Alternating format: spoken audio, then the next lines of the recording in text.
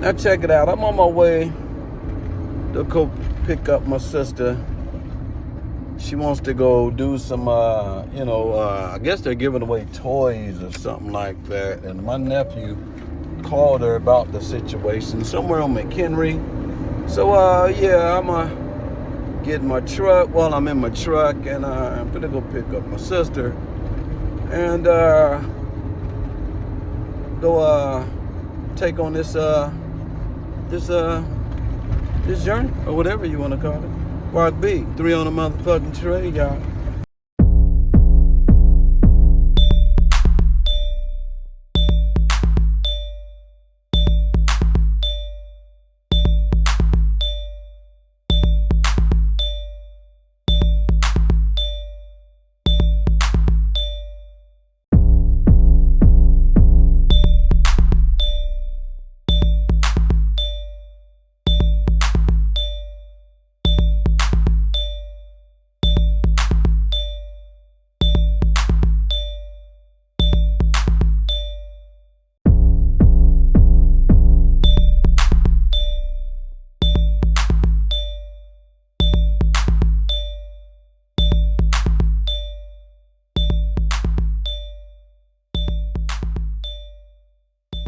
Now, my sister's always late. Watching her get ready to me is like watching paint dry. So we gonna see if she ready. She said she was ready. Hey, man.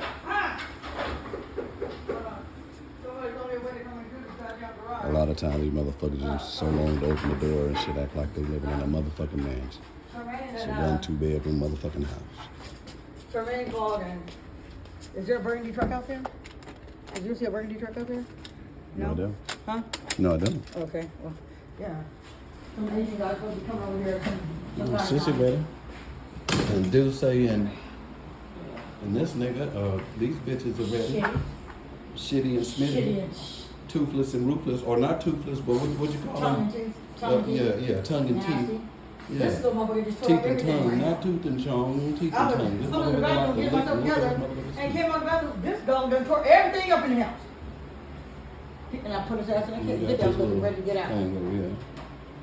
Check it out. You ready, sister? I gotta wait for the man to come.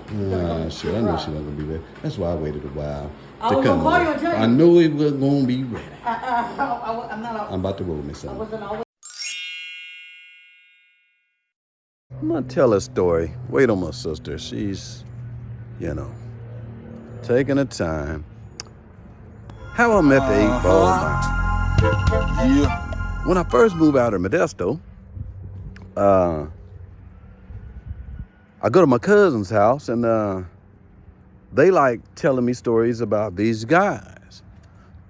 My cousin Nick, my cousin little Ricky, Nina, Glenn, a.k.a. Devil. They telling me these stories about these group of guys that, call themselves 8-ball mobsters, and they might have said 8-ball youngsters also. And they said these guys was carrying guns, and they're only like 12, 13, 14 years old. They got guns, knives, and I'm like, okay, right? So they tell me that shit, right? And I'm listening to them and shit, because I got gangsta on my mind. I come down trying to show out a little bit. I come down with crippin' on my mind, to be honest. Told y'all my crippin' story. So nigga come down with crippin' on his motherfucking mind, and I'm trying to show off for my cousin, trying to be there. I come down with a Jerry curl, like a LA Dodgers hat, I mean, y'all know if y'all remember they used to dip the hats in, and it had that motherfucker dipped in and shit real good, and had my parachute pants on or something. I don't know what the fuck. I remember I had some suede Pumas and shit. No, I didn't have them suede. No, I had some canvas type, not really canvas, but it was like that shiny canvas type of Air Force Ones with high top with the it had the ankle lace thing, ankle strap. Yeah, I had that hanging down in back. I thought I was a shit coming down here in Modesto, getting off that bus coming from Phoenix, Arizona. I thought I was a shit.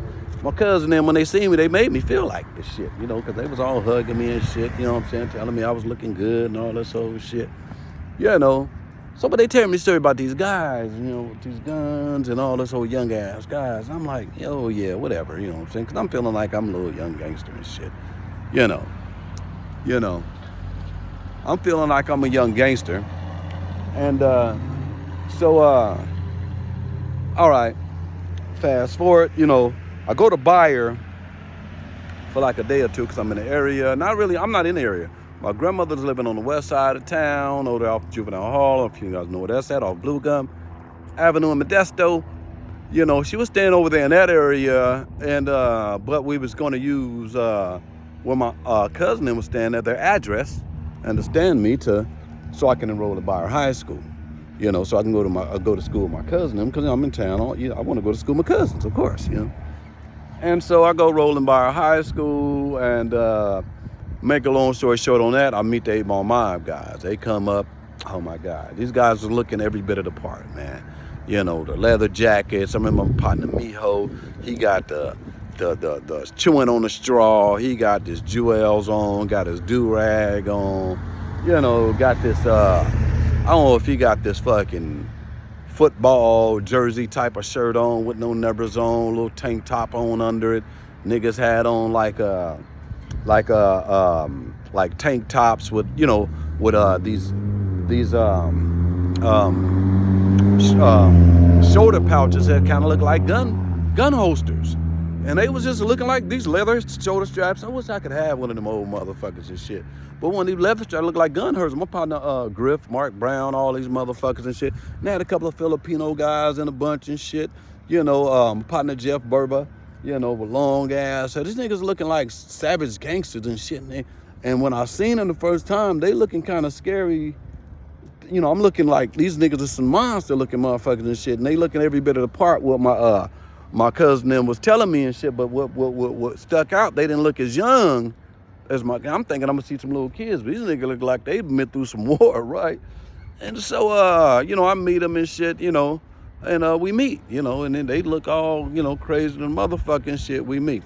So I end up getting kicked out of not getting kicked out. I had to go to. They found out I was on my address on the west side of town because somehow my information got hooked up or mixed up, you know, as far as my address, and they seen my address for the west side of town, so they told me I had to go to Modesto High. So between all this old motherfucking shit, all this motherfucking shit, I started running with the Crips a little bit at Modesto High. You know what I'm saying? I'm cripping a little bit. And I remember I had a fight with my partner Charles. This nigga owns a funeral parlor, Evans Funeral Home. Y'all remember Charles was a gangster back in the day, right? So Charles, we was both cripping. And I remember Colors came out. Who remember Colors? I remember Colors came out, and that nigga came back to school tripping. And he was wearing red and shit, talking about my cousin. I'm like, you know what I'm saying, man? This nigga getting a fight in the hallway. Who remember that shit, man? It was kind of like a tie and shit, but we rumbled for a minute. We rumbled for a minute in that hallway, and they came to school and all that red shit, you know what I'm saying? I kind of like, you know what I'm saying, flashed on him like, nigga, what you doing with all that shit on? And got at him with it, right? Crazy shit. And I'm wearing red like a motherfucker, bro. You know what I'm saying? But Charles, he doing good, you know what I'm saying? I remember a flip story on Charles later on in the years and shit. I remember I threw a party, this big old party. I think it was an after party for Second to None and High C at my girlfriend's apartment. And everybody came. It was known all over the town this apartment was the shit. I mean, this party was gonna be the shit. Cause it was an after party for High C. I don't even remember they even came, to be honest. But it was supposed to be their after party and shit. And High C and Second to None and shit. And so I remember Charles, somebody tell me this nigga's outside trying to get in, and it was Charles, right? This nigga, you know what I'm saying? I go outside, nigga, what's up, nigga? Because I hadn't seen him since we had fought, right?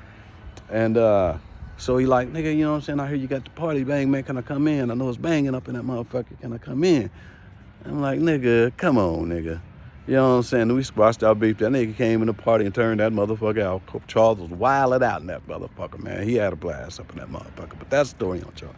But so, you know, when I go to Modesto High, you know what I'm saying? Or even before we went to, I used to run into the 8 Ball Mob guys. I went into the mall once. I think I helped them helped them fight one time. They got into a fight one time in the mall, and I think I jumped in and shit one time and shit, and helped them out one time and shit. You know, just showing them not down with them because I met them and they was cool. And we was kind of cool. Every time we see, we had this good rapport. Like, you know what I'm saying? That's little Ricky and them, little cousin and shit. I wasn't ROKB back then, you know what I'm saying? Just Barry, you know what I'm saying? That's little Ricky and them little cousin. I'm little Ricky and Nick's cousin. That's who I was. I was Nick and little Ricky's cousin, right? Nina's cousin, right? And so I'm at Modesto High. You know what I'm saying? And so the 8-Ball Mob's getting ready to fight. I'm here. Everybody know it. The 8-Ball Mob's getting ready to fight this gang from the west side of town. In Miami, I knew 8-Ball Mob from being from the east side of town. The east side used to be this pool hall called the 8-Ball Pool Hall. That was their stomping ground and hangout over there off San Ignacio and Riverside Drive and shit on the east side of town and shit. And down the street from Stop and Save and shit. And it turned into a video store later on in the game. But yeah, so everybody's hearing about this fight, right? These niggas are supposed to fight these dudes. And so these are my dudes, right? So Miami, I was like 14, 15, and I was claiming like Crip and shit. Like, I stopped claiming the Hoover Crip shit because I told you when I first moved to California, you know what I'm saying, I was claiming Hoover Crip. I didn't know what the fuck Hoover Crip was. I was throwing the supper on it. I just heard of Hoover Crip. I just wanted to be a Hoover Crip, all this old shit. And so came to California, they switched me up on that, like, nigga, you gotta cut that shit out, right? And so with that, you know what I'm saying? So when these niggas get ready to fight, the leader of the gang, right, and he wasn't going to school, and they used to just ride around the school in this little brown car and shit, all over the OGs and shit, the Crips, they were older than us that wasn't going to the school. They used to ride around the school checking on them. They might have been checking on the bitches too. You know what I'm saying? And so, them motherfuckers, the leader came and told the little youngsters, like, don't get into the 8-Ball Mob's beef, let them fight their own beef. And probably why they said that, because they probably knew, and I didn't think about it, but they probably knew I was cool and connected with these dudes some kind of way, right? And they just said, you know, and they was giving the West Side Mexican, I think their name was the Big Timers, right? The Big Timers, young Mexicans, they brought, you know, little high school men. It was the Big Timers. Who remember the Big Timers? West Side Modesto, stand up. Big Timers, man. And so they also getting ready to fight the Big Timers. 8-Ball Mob's getting ready to fight the Big Timers. And so badass little shorty walking across the street. But I ain't gonna give y'all a picture of it. But anyway, I remember across the street from the Mexico meat market. You know what I'm saying? And if y'all know Modesto High, y'all know what the Mexico meat market's called something else now. That store across the street. And it's an alley like across the street from that. That's kind of across the street on the corner from Modesto High. If you guys know what I'm talking about, you guys know what area I'm talking about, right? 8-Ball Mob is like 5 members standing over there just looking at sinister, all in black. You know, we come out for lunch and we see them standing over there like in all in black. I don't know if we had 2 lunch periods or if it was that lunch period. I don't know how it went, but anyway, you know what I'm saying? I get out and I see him over there in the cut over there in that little alley, just standing like all in black, you know what I'm saying? Black leather jackets and shit, just looking real, just looking ready as fuck, right? So I tell my partner D, you know what I'm saying? My partner D, you know what I'm saying? Darius Brown, Devastate D, what's up, nigga? Soup, boo, nigga. But anyway, I tell my partner D, I'm finna go hit these niggas up, right? I'm gonna go hit these niggas up and see if these niggas need some help and shit. He like, nah, I ain't fuck with them niggas and all that. Never, you know what I'm saying? I had some other niggas with me too. I ain't gonna say their names. And them niggas didn't want to go. They didn't want to go help the 8-Ball Mob dudes because of what the leader of the gang said, right? And so I'm like, fuck it, I'm gonna go by myself. I've always been kind of like a lone wolf ass nigga, right? Like, these are my friends anyway. Like, I'm not finna let my friends fight like that. And I don't, me myself, I don't even know the area like that, right? I just had moved to town not too long ago, so I don't know the area like that. And I didn't know that, you know what I'm saying, these 8-Ball Mob guys, they knew the area and the town way better than me. But I'm just thinking like they finna get their heads brought to them, finna be a million Mexicans gonna get on their head. These niggas gonna need some help. And ROKB, right? Like I'm the savior, you know, whatever the fuck, you know. So I get over there, you know what I'm saying, I walk over there by myself, I hit these niggas up, I say, hey, y'all niggas need some help. You know what I'm saying? They looked at me crazy like, nigga, what? Nigga, we don't need no motherfucking help. Fuck you make you think we need some motherfucking help. This mob. See, it's a way they throw up the mob, but you know what I'm saying? I got my hand holding this up, so I can't really give y'all a view of how we throw up the mob, right? And so they threw it up, right? Bam, this mob. Ooh, I'm like, oh shit, right? You banged on me, right? I'm like, oh shit, like these some badass niggas, they just don't know, right? Like I just didn't know, right?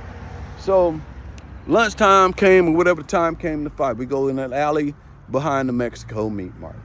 And so standing around, you know, and fight started. I remember Mark Brown started the fight. Mark Brown and probably little Eddie from the West Side. Remember that shit. Eddie, West Side Modesto. Well, yeah, man, you need to get on, tell some of them motherfucking stories and shit. But Eddie from the West Side, man, he got up there, man, they squared off and bam, they disrupted them niggas. Got out there, them Pope, them niggas got out there and niggas started getting it in and shit, right? I seen me a little opportunity, niggas finna rush on my homeboy, and bam, I got in. So I'm scarping. Nigga got me, man, knocked me in the head, right? So it just pandemonium. My partner Darren Bird, man, he gets hit in the mouth with some nunchucks and shit, and he got this dimple and shit, and he won't tell you and shit, but he got hit in the knife with his nunchucks. That's how them nunchucks. That's how he got that dimple in his mouth. My partner Darren Bird, my partner Scorpio, he from BNG Bahalana gang. Shout out for Bahalana. You know what I'm saying? Shout out to Bahalana all day long. You know what I'm saying? And we scrapping and shit. And I remember my homegirl's brother. He was kind of like I don't know if he was the leader of their clique or whatever, whatnot, named Chapo Torres. And I done told this story before, so I'm telling it again. But Chapo, oh my God. Chapo was fighting by 5 motherfuckers, right? 5 motherfuckers on Chapo's head. Like everybody else got whooped on and ran away, right? Chapo last man standing, right? By 5 motherfuckers on Chapo's head, he in the middle giving them the business. My Chapo got on this white wife beater, you know, the suspenders, you know, he got this pumper there, hairdo, the whole nine. Chapo to a little short motherfucker, man, rider, man. He had his swoles on too. I used to see him standing in front of us so high, like, you know what I'm saying, looking gangster as fuck, right? But Chapo Tour, he got 5 motherfuckers on his head, right? And then my homegirl, you know, she was from my clique, but that was her brother and shit. She's like, you know what I'm saying? Pretty boy, get him off my brother. Pretty boy, get him off my brother. Pretty boy, get him off my brother and shit. And lead up my clique like, hey, Chapo, man, it's over with, man. You know what I'm saying? He told the boys to get off, you know what I'm saying? Because we didn't want to just smash out Chapo. Well, he didn't want to just smash out Chapo like that, you know what I'm saying? Because, you know, his you know what I'm saying, one of our homegirls, one of my bats was his sister and shit. And so Chapo was like, you know,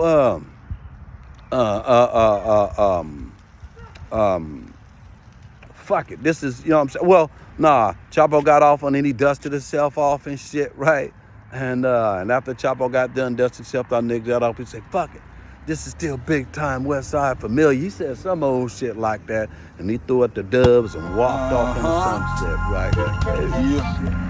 Rider ass shit, man. Chapo, stand up, Chapo Torres, man. Stand up, West Side Modesto, stand up. All right, so later on in the game, I got scared, ran down to the mob house. The mob house was on the West Side, so I should have known that they knew more about the West Side. But they had a house on the West Side also. So I run down to their house, scared of the Crips, because they warned me about not going in. And so when I ran down there, they opened the door, warned me in, and yeah. We was in there. And I've been part of the mob ever since, not going to the story, but the beginning of the story, how I really got involved with my sister, coming down to Modesto, meeting her motherfucking ass and shit in Modesto High in the 9th grade.